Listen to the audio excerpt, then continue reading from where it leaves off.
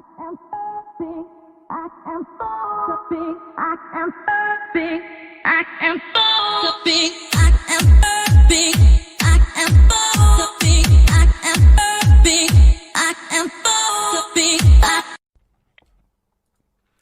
closed my eyes, letting myself drift back into unconsciousness.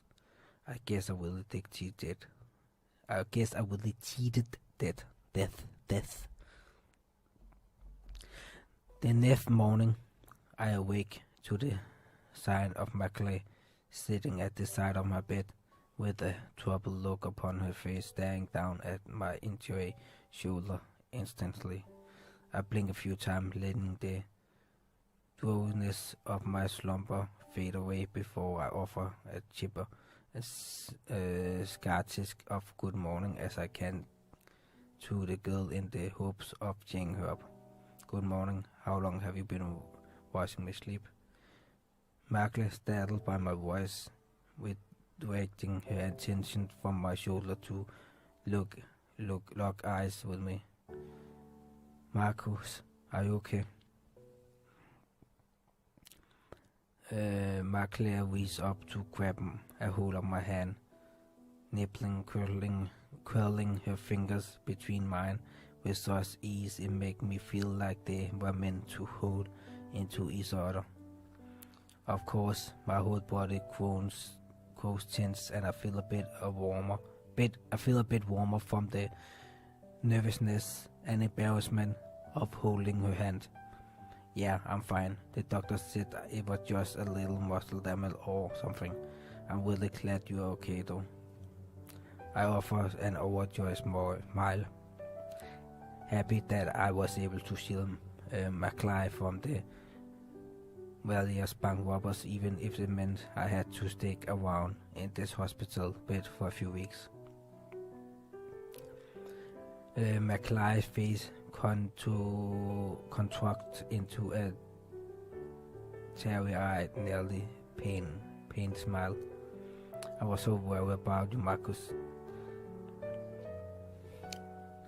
Murka takes a deep breath, recomposing her gently shouldered self and give my hand a firm squeeze. How are you feeling? Good, I'm sure that I'll be out of here in no time. Murka grinned happily at my extremism and nods. Well, once you are, I'll have to pay you back for that ice cream. Oh, I was thinking maybe dinner at La Spiralia, being one of the most expensive and fancy restaurants in Boston. I chuckled, giving her a strange look. I don't think an ice cream is equal to three-course meal, Murka. She simply giggled, whispering a smile to my face. Well, we can split the bill if you insist. Alright, that sounds a little more fair. We just shared a smile, airing laugh before Murka's back let out a small beep signal. She has a text message. Naturally, she reached to check it, reading it over for a moment before confused at whether or not a look come upon her face. Something wrong. Murka pounced, leaning away from the hospital bed and gave my hand one last squeak before letting go. My parents want me home right away for something. Oh well, don't let me hang you up. I'll be here when you manage to get back. I smiled reassuringly as Murka stand up. Speaking of parents, want me to call yours and tell them you're awake? Yeah, that'd be nice. Okay, I'll see you tomorrow after school, alright? Alright, see you then. As Murka leaves the room, I glanced down at the palm of the hand she was holding a note that is Balmas as all hell, and that my face feels burning hot. I was extremely nervous though through all of that, but somehow managed to pull it off. I mean, Macaulay and I have been friends since 9th grade, but not like this. I think, regardless of me being stuck in this hospital bed for the next 2 weeks, I'm happy with the fact that I'm still alive and Macaulay safe. I rest my head down and stare up at the white light along the ceiling, reviewing everything that has occurred over the past few days. Asking Macaulay out the date, getting shot, the doctor holding Macaulay hand like that. It's all quite life-changing and, well, exciting. Within maybe 10 minutes of Macaulay leaving my room, Doctor crashed open and my mother hurls herself at me like a rag doll, nearly crushing my already damaged shoulder in the process. My baby, my baby. I spot my father over my mother's shoulder, even with her smothering into me like that. I am stuffed like a me like I'm a stuffed animal. It's good to see you too. After about 5 minutes, my mother crying and squeezing me to death, she finally pulls away enough for me to speak without being muffled. I'm fine. Didn't the doctor tell you that? Well, you know how your mother always overreacts. My dad smiles at my mother, teasing her with she ignores. Honey, is there anything I can do for you? Can we get you anything? I shake my head, feeling pretty content with the surrounding of my coffee hospital room. I'm alright, just a little hungry. Sorry to put your guy through so much worry. The two of them smile weakly at my apologies. You had me worried to death, but we are glad you are doing okay. She glares over to my dad for a moment and they share a questioning look as if they are slightly debating something.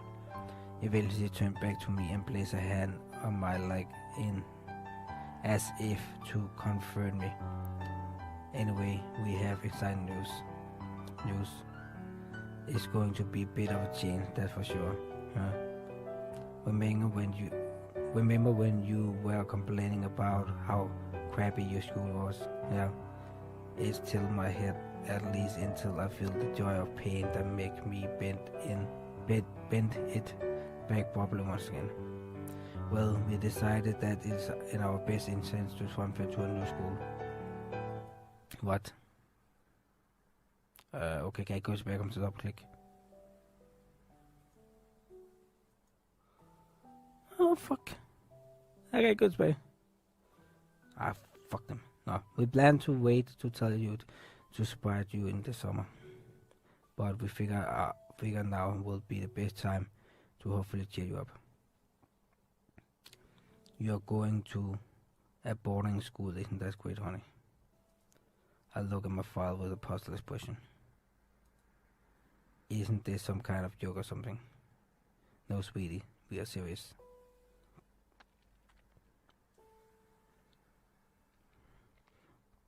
Besides your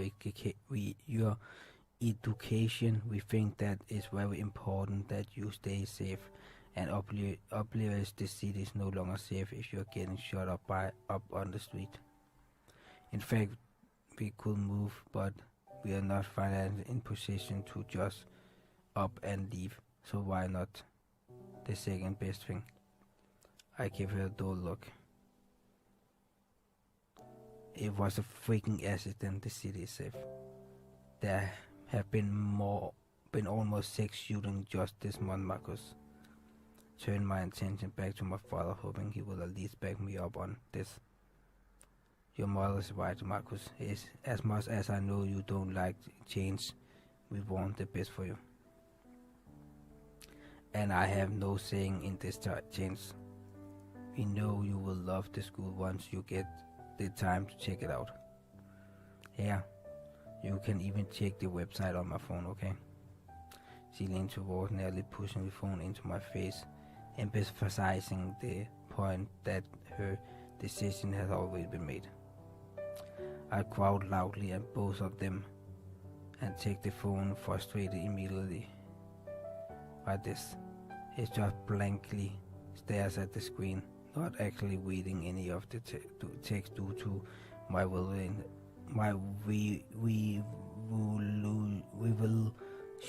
of the entire subject, a school transfer. Because my mom is so worried that I'm going to be a victim of another incident if I stay in the city. Boston has always been a safe city, at least for the most part, and now, just because of one accident, my mother decided it's best for me to switch schools. To a boarding school no less, which means I won't be home for most of the year, only on the holidays. There isn't any reason why I can't just stay in the city and continue going on with my life, dating my class, graduating next year, possible finding a job for the summer. The concept of changing my life is repulsive. I finally feel like I gotten a solid foothold on the direction I'm heading in, and then want me to change that. But my parents don't budge on the argument, so I decided to change the subject just to keep myself from getting too frustrated. They don't leave the hospital or my side until I drifted to sleep for the night.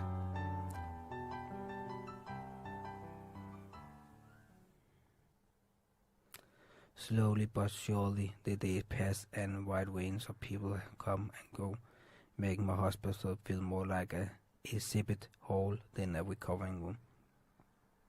My parents, my classmates, teachers, news reporters. It's interesting having so many people who I have never really thought of as my friends, but because of some freak accident they feel obligated to give me attention, at least for a little while. Each visit is a nice way to spend a good block of time, otherwise I'm busy thinking about the situation at hand and how I can change my parents' mind about the new school. In the end, the only thing I can think of as a solution is getting Macklin and her family to agree with me, which might convince my parents that I am right. That thing here I find. Luckily, by the end of 2 week recovering time, I'm finally about to walk out the street. Out of the still smiling edifice, just a slide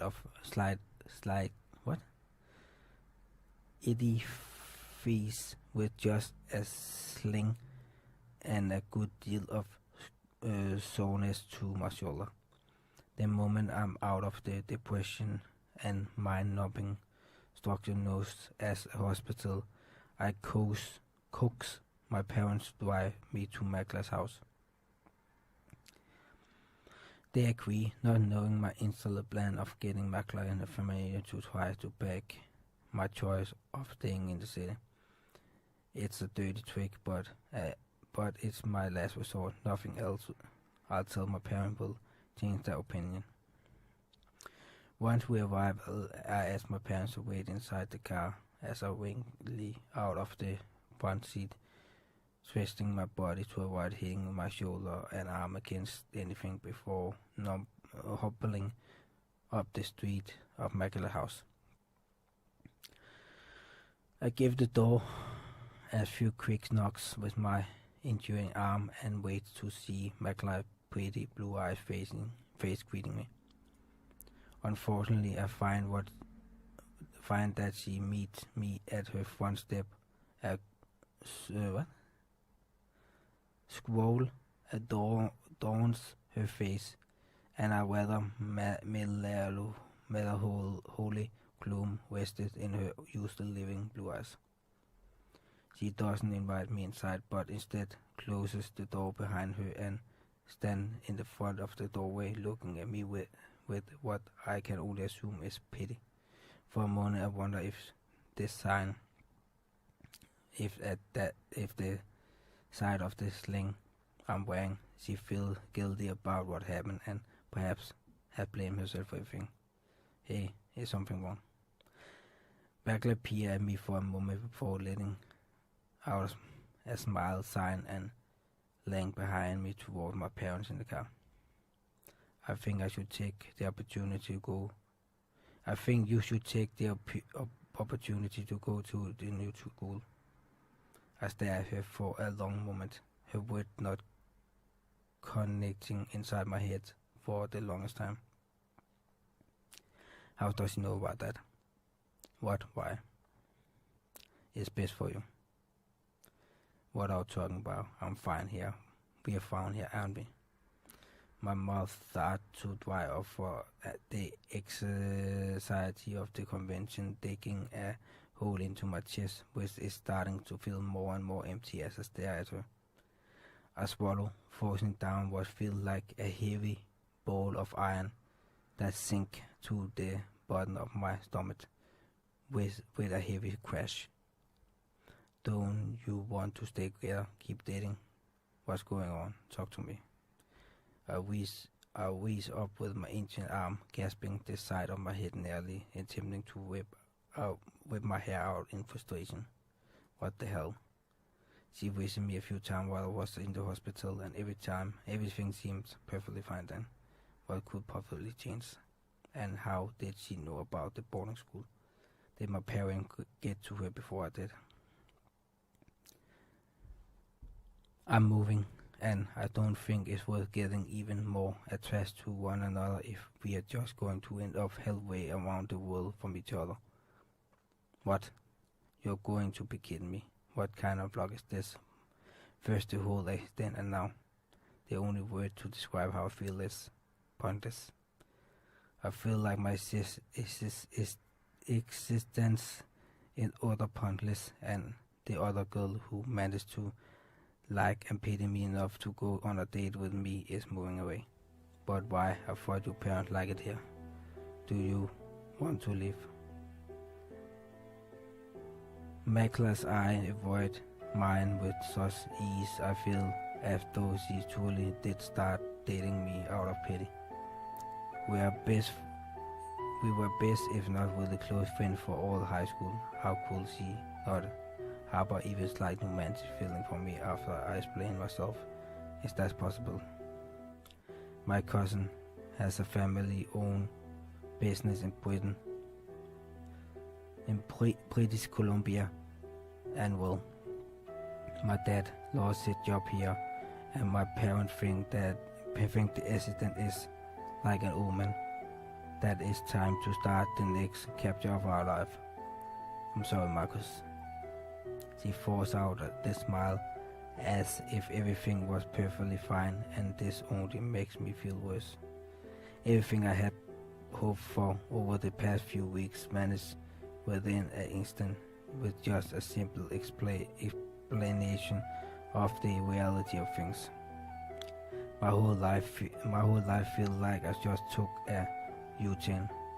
I can't think of everything to say, so I just gave her a firm nod, slightly agreeing, even if I don't believe in the idea myself. Alright. I fell silent, the thought of my head bobbing and nearly funding out my ears at this point. Eventually, I'm able to mutter out a quiet most of tones goodbye, waving my hand in a dismissed manner, like I was tossing away a priceless relic that was nothing longer worth anything. I turned, stepping off from Malik's stop with heavy, shaking legs. What feels like a huge void formed in my stomach, emphasizing my empty, meaningless existence. As I make it back to the sidewalk, Malik's footsteps tend to me, following closely behind mine, which prompted me to look back, curious as to what the hell she wants. As I turn, I greet him with Malik's body crashing into mine, her arm wrapped tightly around me, my sides increasing me tight. I'm sorry. I'm not sure what's more painful, the fact that my world has been whipped out from under me, or the fact that Makla didn't even mention anything about moving while I was in the hospital. The sensation of her head nestling against my body is enough to make my last nerve snap, causing me to gently push it off the chasing of my soul. It's okay. I'll talk to you later, I guess. Thankfully, she doesn't resist me gently pushing her away and take the hint to leave. Making her way back toward the house. At least she knows how troubled I am by all this. With what little strength I have left, I make my way back to my car and open the door. Slip back inside to take a few deep breaths. Are you two going to be in touch? I grind my teeth and snap at her sharply.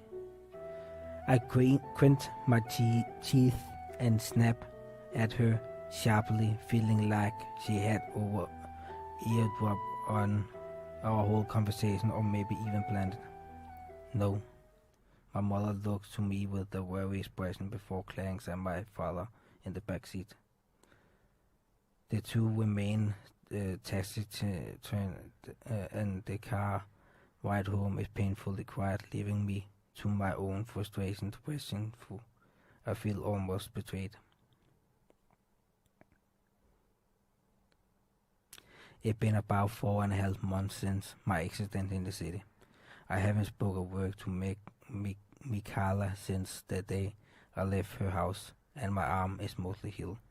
The plans of me going to the new school are now in motion. Everything seems to be changing so quickly and out of my control.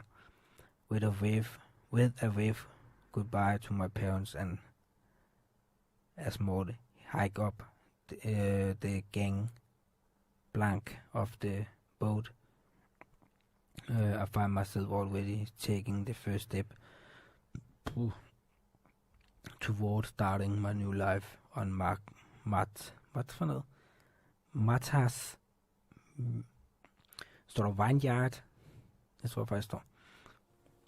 And yet, at times like these, I find myself staring off into the distance, wondering what's going to happen to me next. I'm sure I look like an idiot when I do it, but hell, I can't help it. I'm still a kid.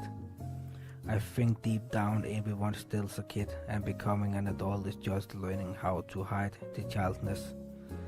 I lean my head back from the dirty interior window of the ferry, letting my mind drift from the idea of starting my new life as I glance down the inside of the boat. People walk about silently finding their own seat, always a good distance away from each other, from another, mounting their own life as most do. Each one passing has me wondering about the detail of their history and past. They make me feel so small and insignificant.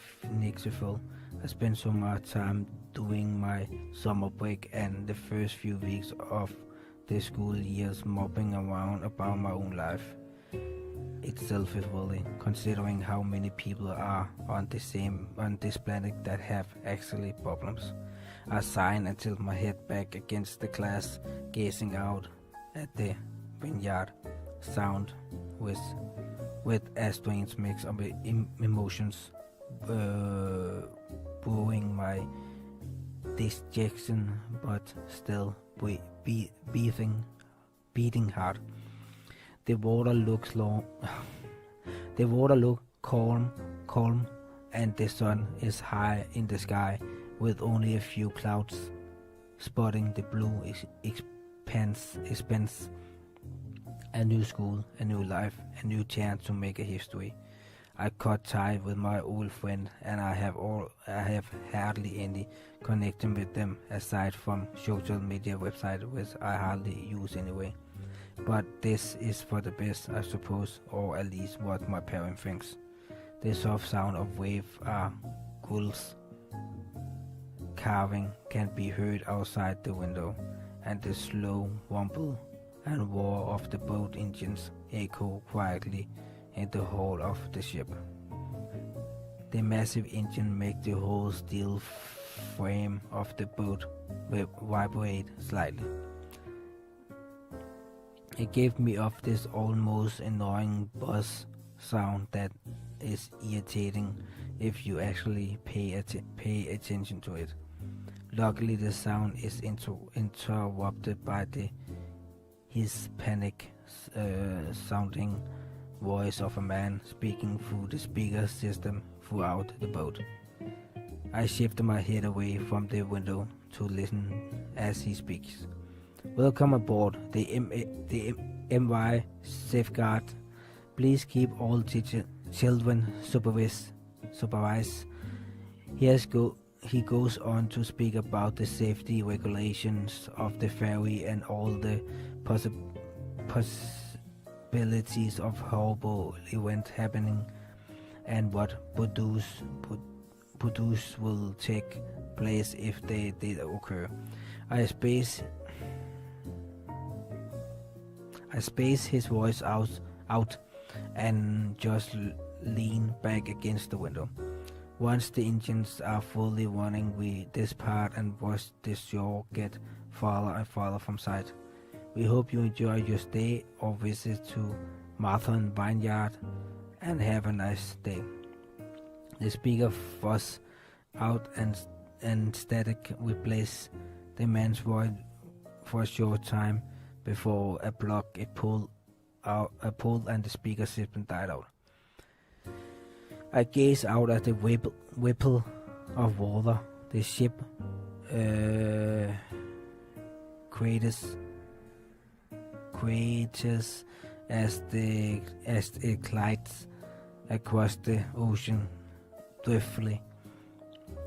It's hypnotic watching and hearing the faint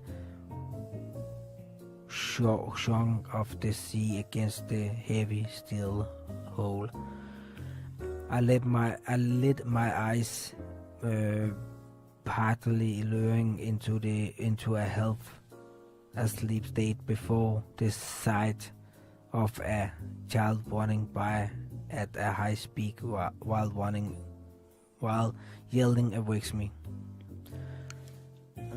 Once a baby starts crying a few seats down, the concept of sleeping for the rest of the trip is thrown away.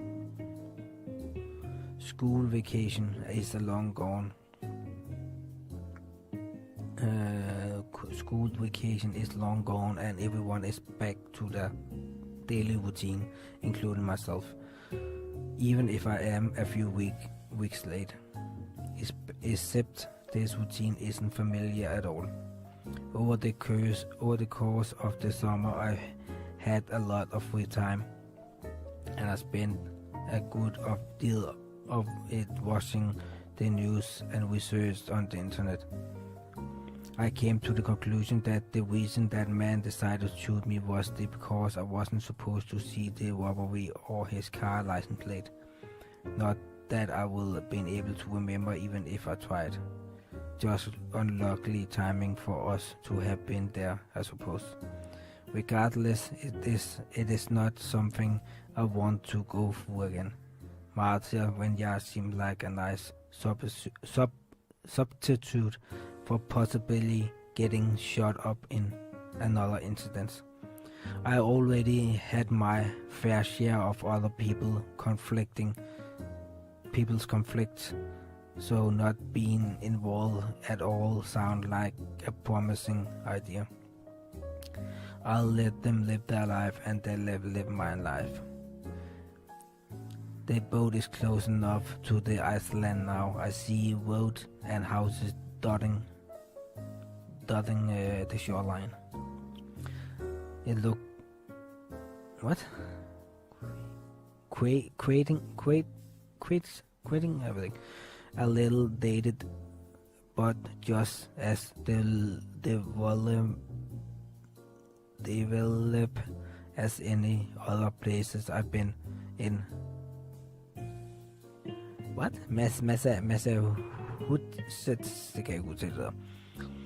The sound of the speaker system turned back on, wings out, following by the same man from earlier. Preparation for docking. Coinciding. Please keep clear of MVs, safety guards, personnel. Walk on passages will be exiting on the port side. Man in shaggy-looking sailor uniform start to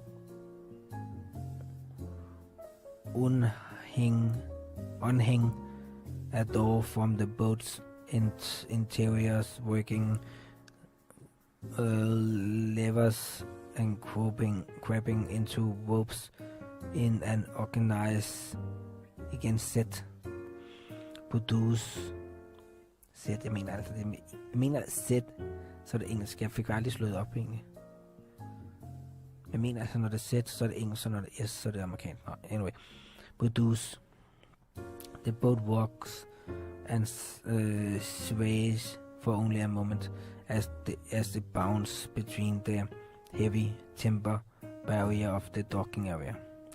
The man opened the exterior door of the ship, and with the help of a few men on the docks, they locked the boat into place and hoist a gangplank up to... Oh my god, der lyder... Jeg læser simpelthen ikke nok spiller oh my god, der er alt for mange ord, jeg kender. Nå. Lands into the level of the boat opening.